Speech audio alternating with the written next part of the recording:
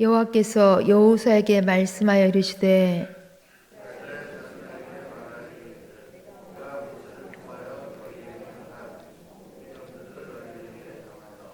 부지 중에 실수로 사람을 죽인 자를 그리로 도망하게 하라. 이는 너희를 위해 피의 보복자를 피할 곳이니라.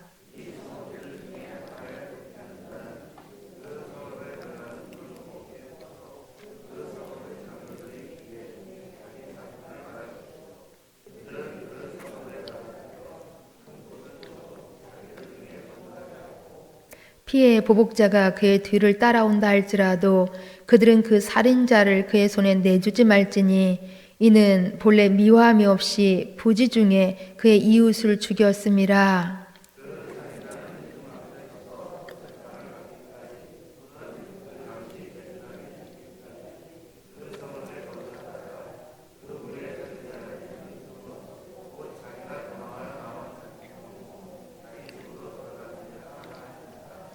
이에 그들이 납달리의 산지 갈릴리 게데스와 예브라임 산지의 세겜과 유다 산지의 기럇 아르바 곧 헤브론과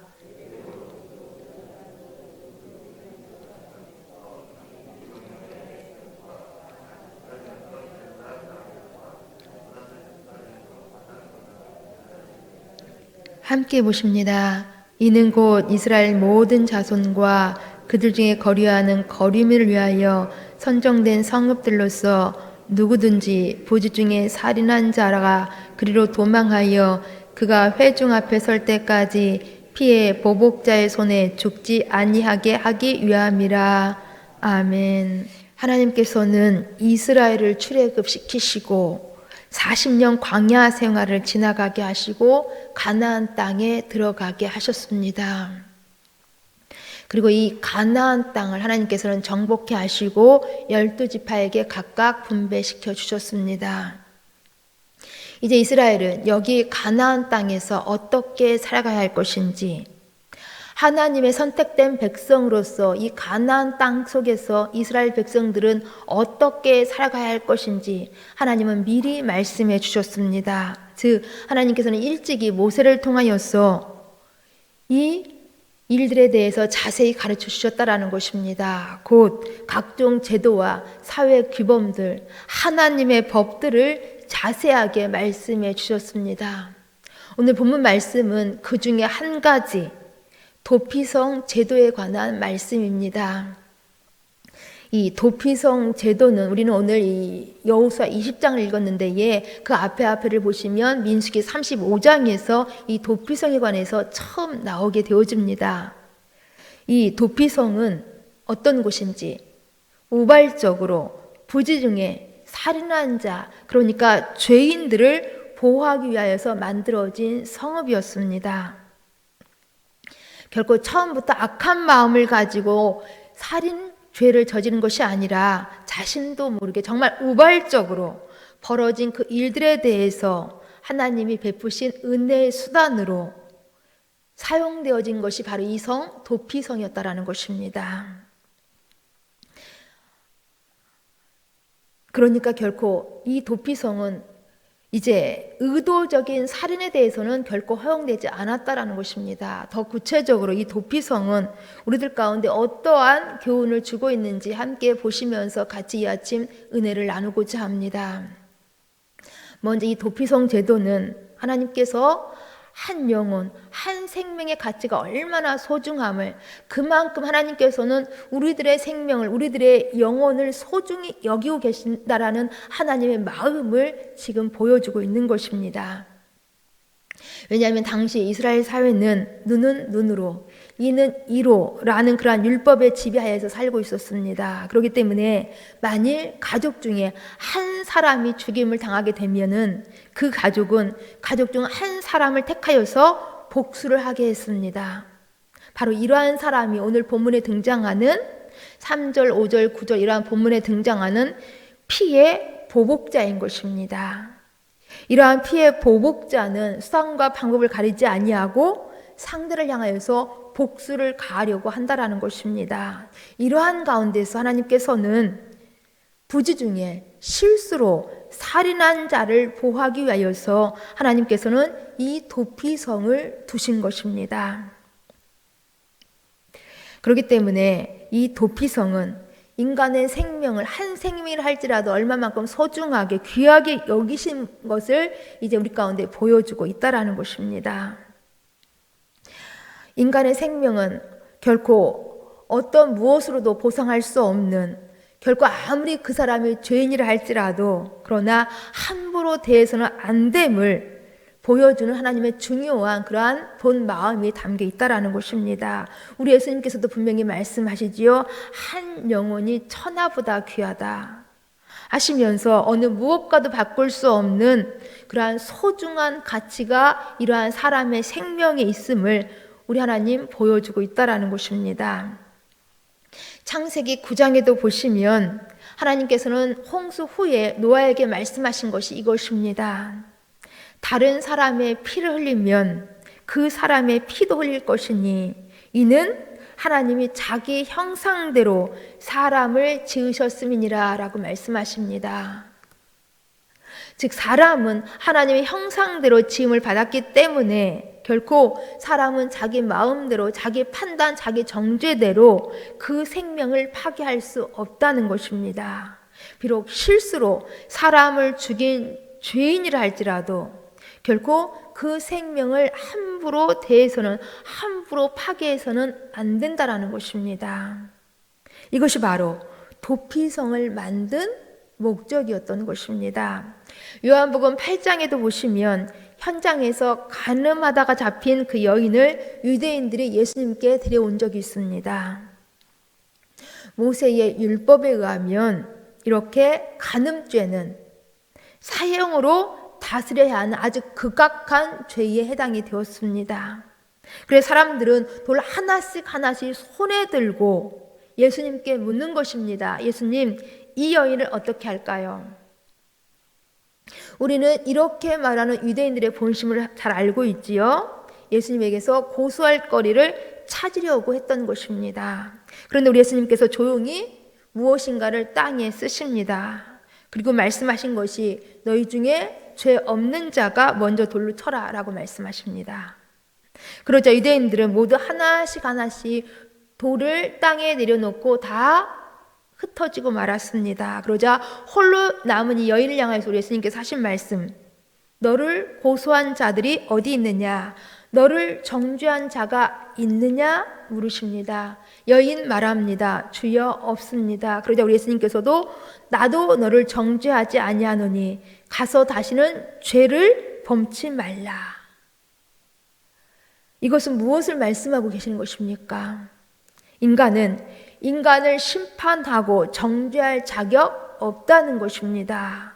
하나님만이 인간을 정죄하고 심판할 자격이 있다는 것입니다. 그러기에 범죄한 인간의 생명도 심판과 정죄의 대상이 아니라 구원하고 사랑해야 할 대상임을, 그래서 섬겨야 할 대상임을 말씀하고 있는 것입니다. 그래서 우리 하나님께서는 살인한 죄인이라 할지라도 정상 참작이 이루어지지 않고 혹 사람의 생명이 함부로 다루어질 것을 염려하시면서 이렇게 은혜로 도피성을 만들게 하셨던 것입니다.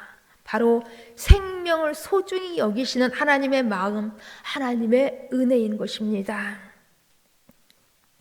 또한 두 번째는 이 도피성 제도는 바로 우리 가운데 피난처가 되시는, 안식처가 되시는 우리 예수 그리스도를 우리 가운데 보여주고 있습니다. 우리 잘 알고 있는 것처럼 우리 예수님의 모형이 바로 이 도피성인 것입니다. 우리 본문 말씀 4절, 5절, 6절 말씀을 보시면 이 도피성에 대한 아주 구체적인 활용법이 나오고 있습니다. 그렇게 부지 중에 실수로 살인한 죄인이 이제 도피성으로 찾아가서 그 성의 장로들에게 먼저 자신의 형편을 말하는 것입니다. 아주 자세하게. 그러면 장로들은 이유가 타당하면 그 사람을 받아들입니다. 그리고 바로 뒤따라와서 피해 보복자가 그 살인한 자를 내놓으라고 요청한다 할지라도 그 도피성 사람들은 이 사람을 내놓지 않고 보호하게 되는 것입니다. 이렇게 해서 이 죄인은 그 도피성에서 안전하게 지낼 수 있는 것입니다. 그런데 이곳에서 이 사람의 생활은 언제까지일까요? 언제까지 이제 도피성에서 삶을 살아갈 수 있는 것일까요? 우리 6절 말씀을 함께 읽겠습니다. 우리 본문 6절. 그 살인자는 회중 앞에 서서 재판을 받기까지 또는 그 당시 대제사장이 죽기까지 그 성읍에 거주하다가 그 후에 그 살인자는 그 성읍 곧 자기가 도망하여 나온 자기 성읍 자기 집으로 돌아갈지니라 하라 하시니라. 아멘. 여기 보시면 범죄자가 회중 앞에서 공정한 재판을 받기까지 또는 당시에 대제사장이 죽기까지 그 도피성에서 안전하게 머물게 되는 것입니다. 그러니까 그 대제사장이 살아있는 동안에는 이 살인자는 안전하게 보호를 받을 수 있는 것입니다. 그런데 혹시라도 이 살인자가 이 도피성을 떠나게 되어지면 이 사람은 죽임을 당할 수밖에 없는 것입니다. 그러니 이 도피성 안에 있기만 하면, 이 도피성 안에 들어가기만 하면 이 사람은 온전한 용서를 받을 수가 있고 온전한 보호를 받을 수가 있는 것입니다. 그래서 평안하게 지낼 수가 있는 것입니다. 그렇습니다. 우리도 도피성 되시는 우리 예수 안에 있기만 하면 우리는 완전한 용서를 받을 수가 있는 것이며 예수 그리스도 안에서는 우리가 완전한 보호를, 온전한 쉼을 얻을 수가 있는 것입니다. 그런데 이 도피성을 보시면 몇 가지 특징들이 나오고 있습니다. 이 도피성은요, 이 도피성에 들어가는 그 길은 항상 분명한 표시가 되어 있었다라는 것입니다. 그래서 누구나 쉽게 편하게 들어올 수 있게 했다라는 것입니다. 신명기 19장 13절 말씀을 보시면 이렇게 되어 있습니다. 내 하나님 여호와께서 내게 유업으로 주신 땅 전체를 세 구역으로 나누어서 길을 닫고 아주 깨끗하게 길을 닫고 모든 살인자를 그 성읍으로 도피하게 하라라고 말씀하고 있습니다. 곧 누구든지 부지 중에 살인한 사람이 쉽게 안전하게 그 도피성을 잘 찾을 수 있도록 그렇게 해놓았다라는 것입니다. 본문 7절, 8절, 9절 말씀에도 보시면은 여기에 6개의 도피성이 나오고 있는데 그 내용을 보면 요단강을 중심으로 하여서 요단강 이편에 3개, 요단강 저편에 3개. 그래서 가나안 땅 어디서든지 이 도피성을 쉽게 잘 찾아올 수 있도록 최단 거리로 찾아올 수 있도록 그렇게 놓았다라는 것입니다. 이것이 바로 하나님께서 배려하신 그러한 은혜였던 것입니다. 결코 도피성이 너무 멀어서 가는 길이 너무 험해서 찾아오는 것이 어렵도록 그렇게 하지 않았다라는 것입니다. 또한 이 성경 밖에 다른 어떠한 기록에 의하면 이 도피성에 대한 기록이 또 이렇게 되어 있습니다. 이 도피자를 위하여서 다리까지 놓아줬다라는 것입니다. 계곡을 가로질러서 최단 거리를 이용할 수 있도록 그렇게 했다라는 것입니다. 또한 모든 교차로에는 피난처라는 팻말까지 붙여주어서 결코 도피자가 길을 잘못 뜨는 일이 없도록 그렇게 아주 자세하게 이제 안내까지 해주었다라는 것입니다. 그렇습니다. 우리의 도피성 되신 우리 예수님께서는 멀리 계시지 않습니다. 우리 예수님께서는 우리가 찾아가기 어려운 분이 아니라는 것입니다. 우리 예수님은 늘 우리 가까이 계신 분이십니다. 심지어는 임마누엘로 우리와 함께 하시는 우리의 주님이십니다. 그러기에 우리는 언제라도 어디서든지 우리는 쉽게 우리 주님 앞에 나아갈 수가 있는 것입니다. 이것이 바로 우리 가운데 허락되어진 하나님의 특별한 은혜인 것입니다. 또 하나, 이 도피성의 특징을 보시면 이 도피성은 이스라엘 백성들, 유대인뿐만 아니라 이방인들까지라도 누구에게나 개방되었습니다. 결코 우리 하나님께서는, 우리 주님께서는 유대인들만의 하나님이 아니시라는 것입니다. 온 인류, 모든 만물의 피단처, 모든 만물의 주가, 구원자가 되신다라는 것입니다. 그래서 모든 만민들이 주님 안에서 보호를 받을 수 있게끔, 주님 안에서 은혜를 누릴 수 있게끔 하셨다라는 것입니다. 그래서 성경 우리 가운데 말씀하시는 것이 항상 이것이지요. 하나님이 세상을 사랑하사 독생자를 주셨으니, 또 말씀하시는 것이 누구든지 주의 이름을 부르는 자들은 다 구원을 얻을 수 있음을 말씀하고 있습니다. 하나님은 세상 모두를 사랑하셔서 예수님을 보내주셨습니다. 하나님은 믿는 자 누구든지 구원하여 주신다라는 것입니다. 결국 예수님께서는 유대인이든지 이방인이든지 약한 자든지 강한 자든지 남녀노소 빈부 귀천 어느 누구를 막론하고 찾아오는 모든 자들을 향하여서 보호를, 구원을 하실 것을 말씀하고 있는 것입니다. 또 한 가지 도피성에서 빼놓을 수 없는 그러한 중요한 특징 하나는 이 도피성의 문은 항상 열려 있었다라는 것입니다. 당시 모든 성읍들은 이제 도둑이나 야만인, 더 나아가서 외부의 침입자들을 막기 위하여서 이 성을 보호한다라는 그러한 이름으로 항상 이 성문들은 꼭꼭 잠궈뒀습니다. 시간이 되면 열었다라는 것입니다. 그런데 이 도피성만큼은 언제나 24시간 열려 있었던 것입니다. 그렇습니다. 하나님께서는 믿음 안에서 우리 가운데 항상 구원의 길을, 은혜의 길을, 보호받을 수 있는 그러한 축복의 길을 우리 가운데 항상 열어놓고 계십니다. 요한복음 6장에도 보시면 우리 예수님 약속하십니다. 아버지께서 내게 주신 자는 다 내게로 올 것이요 내게 오는 자는 결코 내어 쫓지 아니하리라 말씀하십니다. 주님께서 열어놓으신 그 문으로 들어가면 다 누구든지 하나님의 은혜, 하나님의 보호를 받을 수 있음을 말씀하고 계십니다. 말씀을 정리합니다. 하나님께서 이스라엘에게 가나안 땅을 주시면서 혹시 부주 중에 실수로 살인하는 그 엄청난 살인죄를 지은 그러한 잘못을 저질렀을지라도 피할 수 있는 피난처, 도피성을 주셨다라는 것입니다. 그래서 누구든지 이 도피성에 들어가기만 하면 안전하게 보호를 받을 수 있게 하셨습니다. 마찬가지로 우리에게도 가장 안전한 영원한 피난처이신 예수 그리스도를 주셨습니다. 우리가 예수 그리스도 안에만 있기만 하면 우리 또한 괜찮은 것입니다. 어떠한 상황 속에서도 괜찮은 것입니다. 우리 예수 안에 있기만 하면 우리는 어느 상황 속에서 우리는 용서받을 수가 있는 것이며 우리는 보호를 받을 수가 있는 것입니다. 혹 해결받지 못한 죄로 인하여서 고민되는 일 있으십니까? 혹 말못한 슬픔의 문제로 인하여서 아프십니까? 사방에 우겨싸움을 당하는 것과 같은 그러한 막막함이, 그러한 참담함이, 암담함이 있으십니까? 질병으로 인하여서 많이 낙심이 되십니까? 삶의 고통으로부터 피할 길을 찾고 계십니까? 우리에게는 도피성이 있습니다.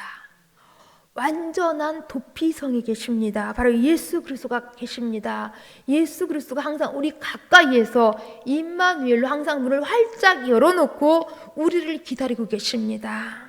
예수 그리스도로 늘 보호함을 받으시며 평안한 쉼으로 늘 나가실 수 있기를 간절히 주님의 이름으로 축원드립니다. 기도하십니다. 하나님, 우리는 자격이 없는데, 우리는 죽을 수밖에 없는 죄인이었는데 우리 한 사람 한 사람을 너무 소중히 여기셔서 이렇게 도피성 예수 그리스도를 허락하시어서 예수 그리스도로 우리 보호받게 하시고 우리의 모든 죄를 사함받게 하시어서 우리를 구원하여 주셨으니 참으로 감사합니다. 하나님, 예수님께서는 늘 우리 가운데 가까이 계시면서 임마누엘 함께 하시면서 우리에게 길이 되시고 우리 가운데 생명이 되시며 우리 가운데 진리가 되십니다. 하나님 늘 우리 깨어서 이러한 예수님과 동행하면서 늘 이러한 주님 말씀을 우리 가운데 항상 이제 들려주시는 하나님의 은혜를 늘 기억하면서 주의 말씀을 따라갈 수 있도록 도와주옵소서.